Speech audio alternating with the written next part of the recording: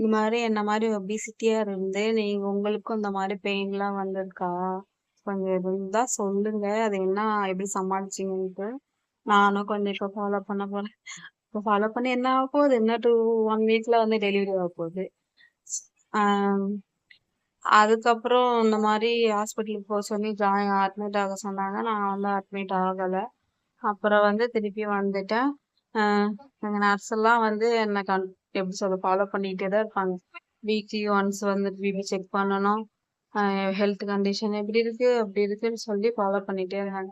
Some ஸ்டேஜுக்கு மேலே இப்போ ஒரு மாசத்துக்கு முன்னாடில இருந்து எனக்கு பார்த்தா பயமாயிடுச்சு. ரொம்ப வெயிட்டா இருக்குமே, ஏதாவது ஆயிடுமோ, எப்படி சொல்றது, நம்ம வீட்ல எல்லாம் யார்கிட்டயாவது சண்டை போட்டோம்னா அப்ப வந்து ஏன்டா அப்படி வாழ்க்கை போகுது, செத்து போயிடலாமோ அப்படிலாம் நமக்கு தோணும். செத்து போனா நல்லா இருக்குமேன்னு தோணும். நானும் செத்து போயிட்டா நல்லா இருக்கும் அப்படிலாம் நினைச்சு நானும் என்னென்னமோ சொல்லியிருக்கேன், பேசியிருக்கேன், எல்லாம் பண்ணியிருக்கேன். ஆனா இந்த டைம்ல சி செக்ஷன் பண்ண போறோமே அப்படின்னு சொல்லிட்டு ஒரு உள்ளுக்குள்ள எனக்கே ஒரு ஃபீல் ஆகுது, செத்து போயிடுவோமோ. இந்த ரீல்ஸ்லயும் அப்படிதான் வருது, கர்ப்பிணி பெண்கள் இறந்துட்டாங்க அப்படின்னு சொல்லிட்டு 1-2 வீடியோ வந்துகிட்டே இருக்கு. எனக்கும் பார்த்து பார்க்க இன்னும் 2 பயம் வருது, அதிர்ச்சி ஆகுது. சரி என்னடா பண்றதுன்ட்டு தான் நான் உங்ககிட்ட எல்லாம் இப்ப ஷேர் பண்றேன். கொஞ்சம் மைண்ட் ஃப்ரீயா இருக்கும்ல, அதனால.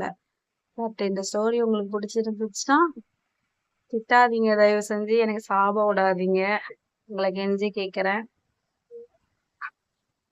ஆறுதலா 4 வார்த்தை சொல்லுங்க, அது போதும். நெக்ஸ்ட் வீக் 25 வந்து எனக்கு டெலிவரி சொல்லியிருக்காங்க. பட் 15 டேஸ்க்கு முன்னாடியே போக சொல்லிட்டாங்க.